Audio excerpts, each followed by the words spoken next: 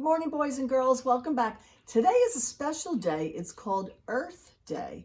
And the first Earth Day was way back when I was a little girl. I still remember it.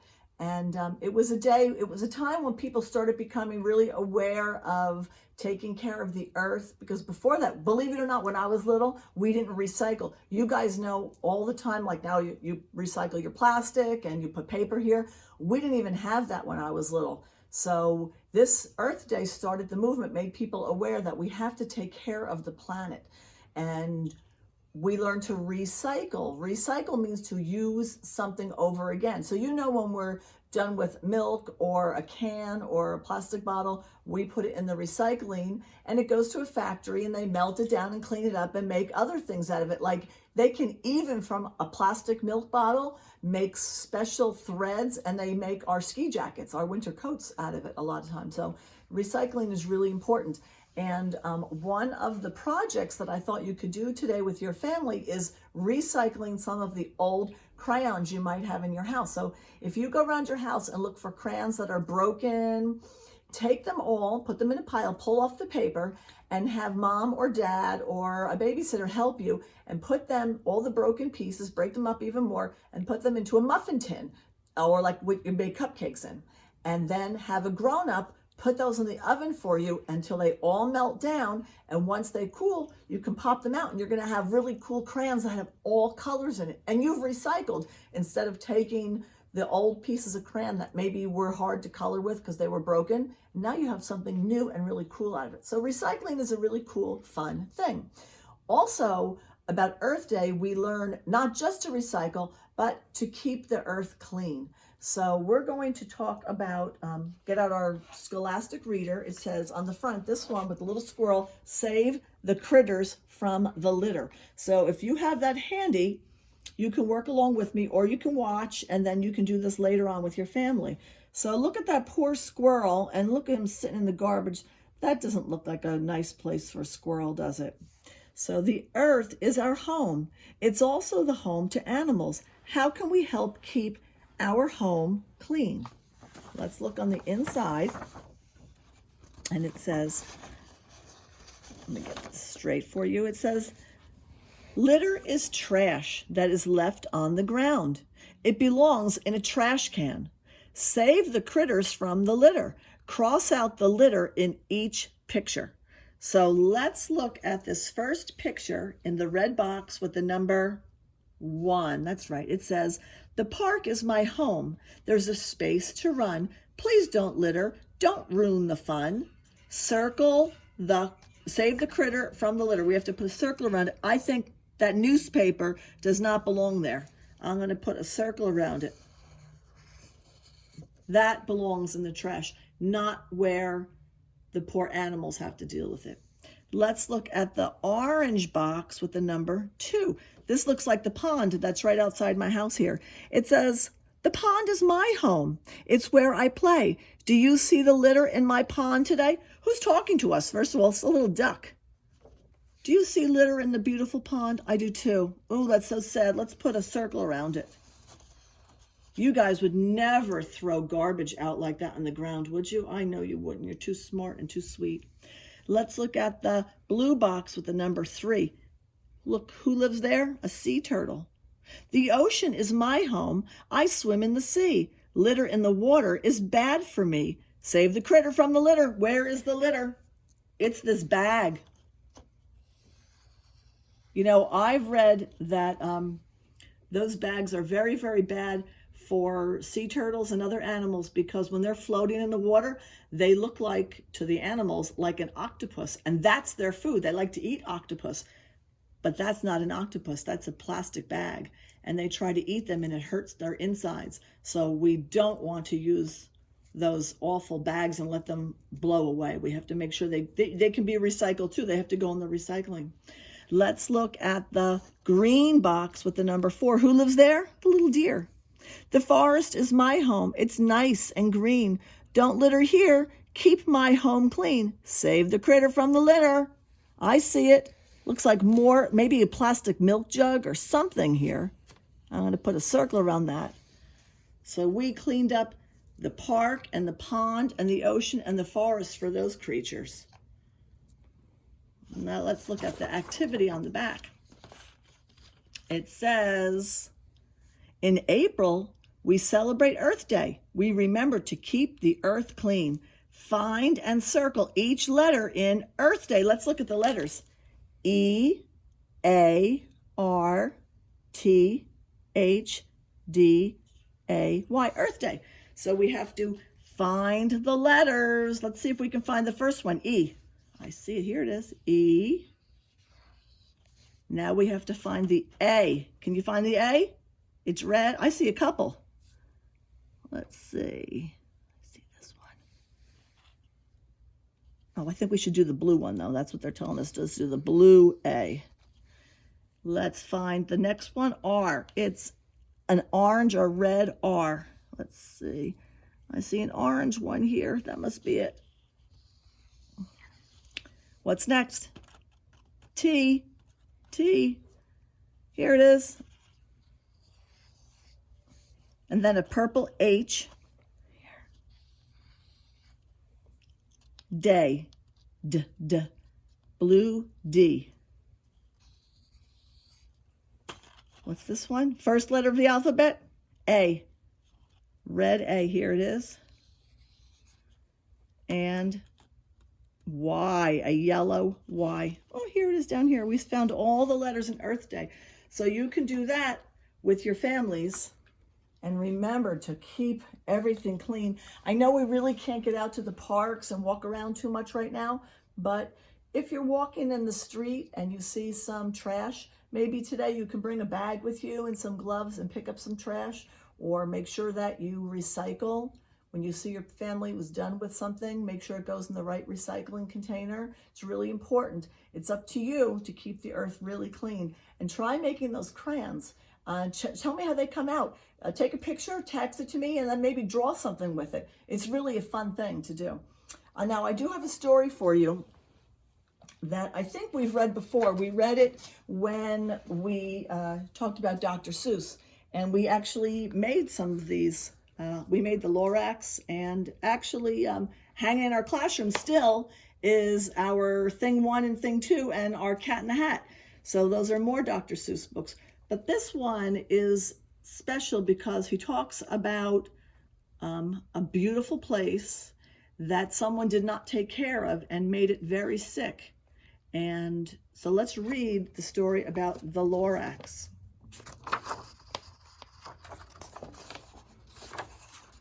The Lorax by Dr. Seuss. I'm going to lift the book up a little, Brooke, so I can see it better.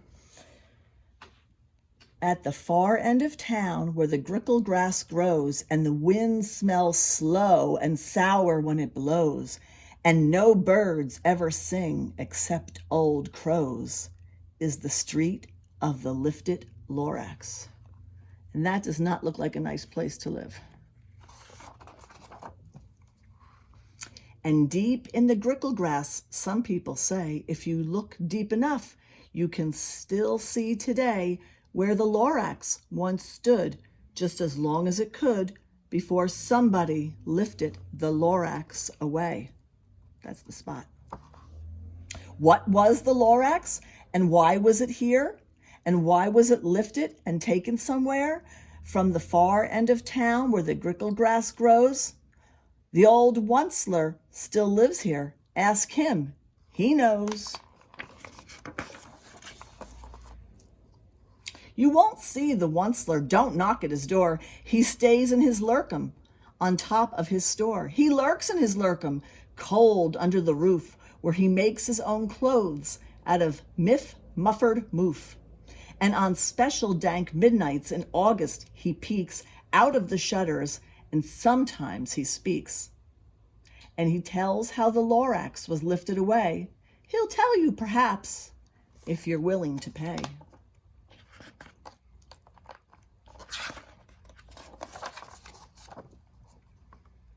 On the end of a rope, he lets down a tin pail. You have to toss in 15 cents and a nail, and the shell of a great-great-great-grandfather snail.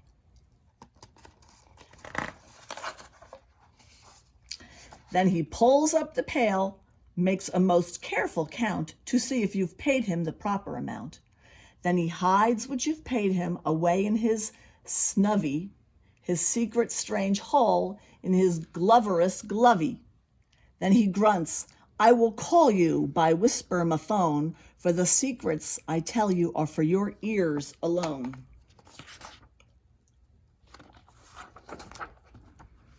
Sloop, down slups the whisper-ma-phone to your ear, and the old Onceler whispers are not very clear, since they have to come down through a snurgly hose, and he sounds as if he has smallish bees up his nose. Now I'll tell you, he says, with his teeth sounding gray, how the Lorax got lifted and taken away. It all started way back, such a long, long time back. Oh, look at that. Way back in the days when the grass was still green and the pond was still wet and the clouds were still clean and the song of the Swami swans rang out in space, one morning I came to this glorious place and I first saw the trees, the truffle-uff trees, the bright colored tufts of the truffle-uff trees, mile after mile in the fresh morning breeze. Now that's beautiful, isn't it? I would love to live there.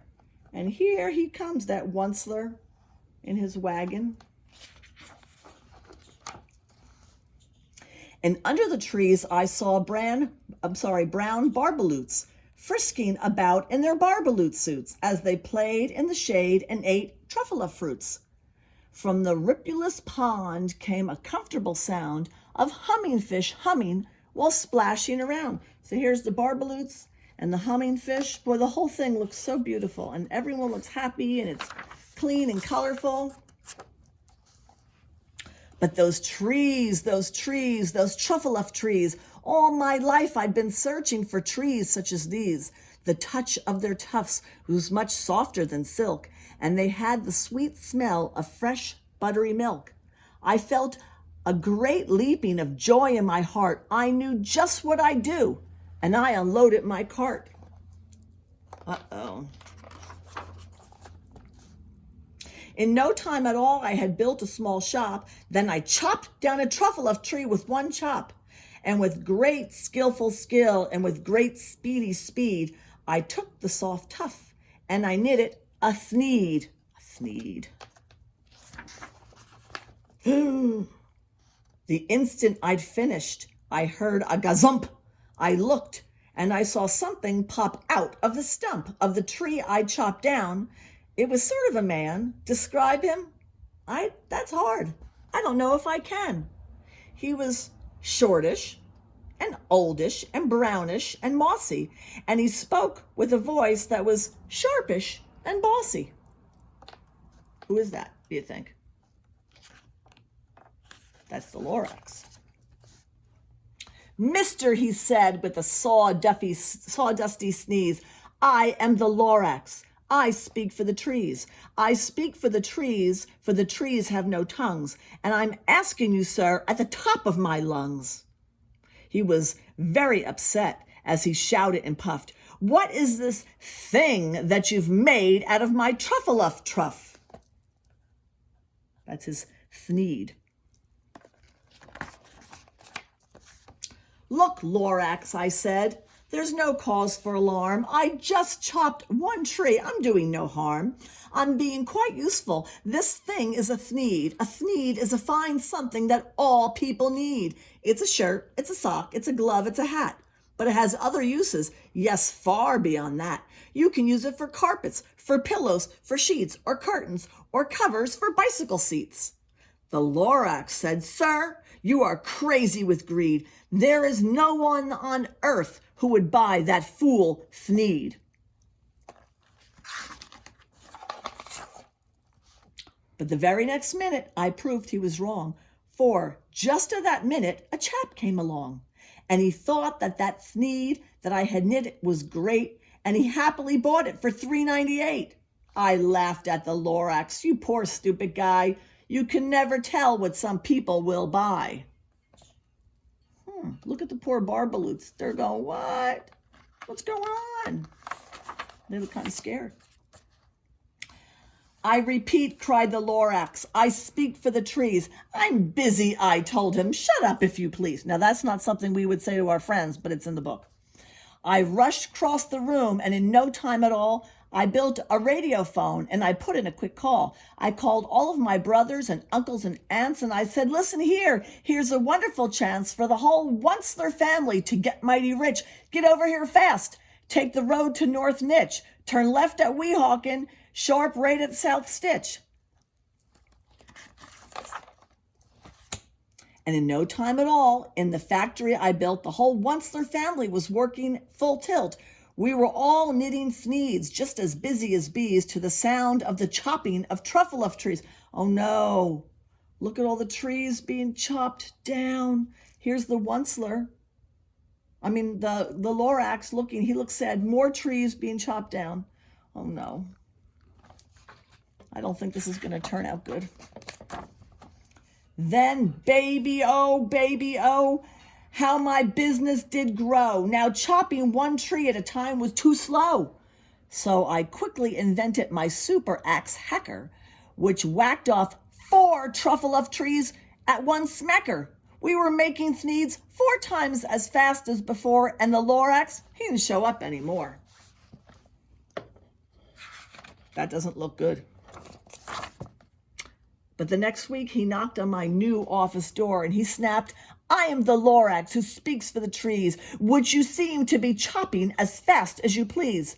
But I am also in charge of the brown barbaloots who played in the shade in their barbaloot suits and happily lived eating truffle fruits. Now, thanks to your hacking my trees to the ground, there's not enough truffle fruit to go round. And my poor barbaloots are getting the crummies because they have gas and no food in their tummies. Oh no, look at them. They used to be so happy, and now they're sick. They loved living here, but I can't let them stay. They'll have to find food, and I hope that they may. Good luck, boys, he cried, and he sent them away. I, the Onceler, felt sad, but as I watched them go. But business is business, and business must grow, regardless of crummies and tummies, you know. Look, they're all leaving goodbye. They're so sad. They have no home anymore. Wow, this place doesn't look as nice as it used to, huh?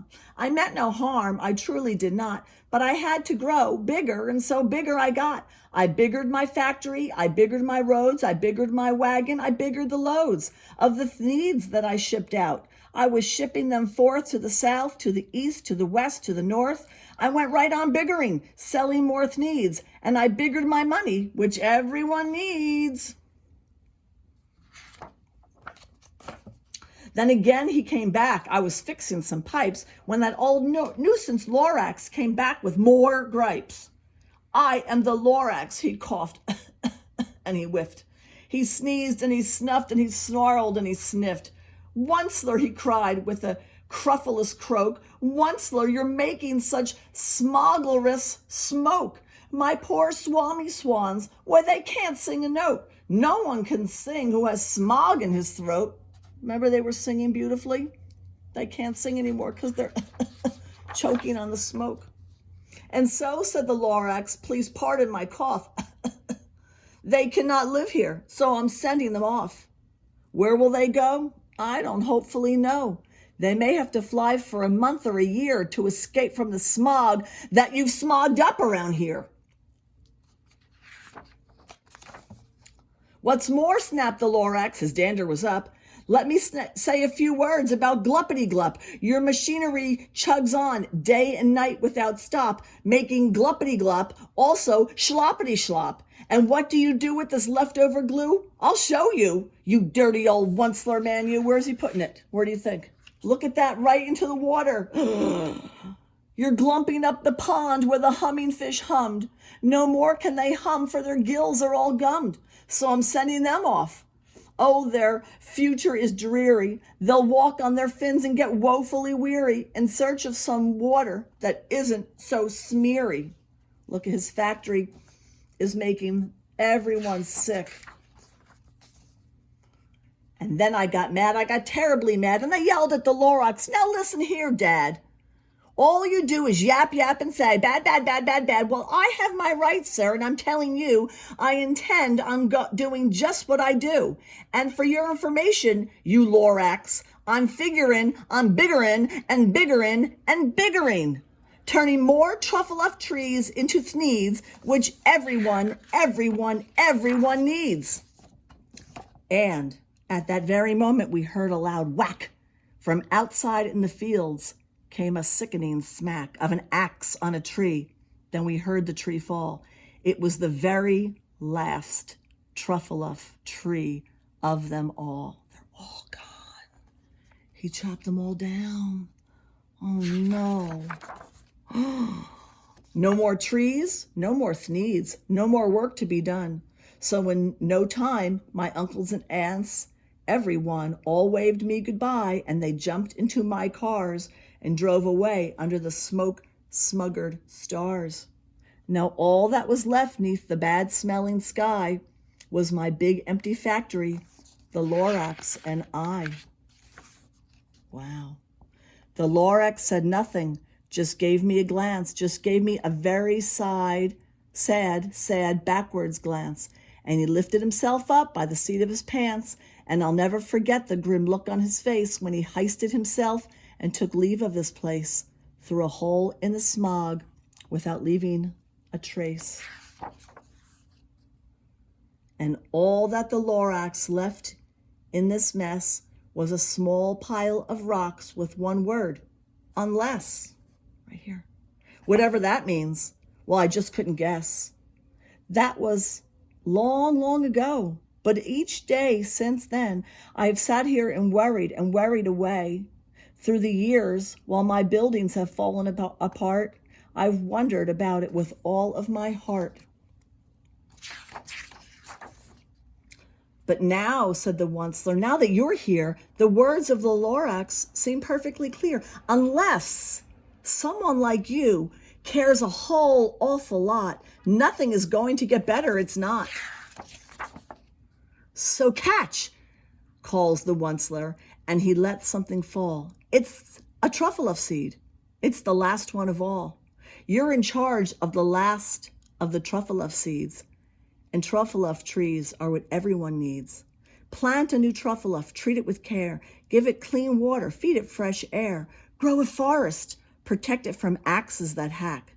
Then the Lorax and all of his friends may come back. That's the end. So I want to show you, this is what he did when he made everything look like so dirty. But if we go back to the very beginning, when he first arrived there, look how beautiful it was. But because he didn't take care and he polluted, that's what he turned it into. So it's a long story, I know, but it teaches us that we have to take care of the earth. The earth is very important. It's all we have. And I want you, our grown-ups, we're going to give you the earth, the planet, to take care of when you grow up. And it's not that far off. So you have to learn now to recycle and not pollute. And when you grow up and you run factories and businesses, make sure you think of the earth and keeping it clean before you think of making money, because the earth and truffle-off trees are what everyone needs. So do your work that's on your lessons that came in the mail. Try making the recycled crayons. I'd love to see how it turns out, and I'll see you tomorrow. Bye.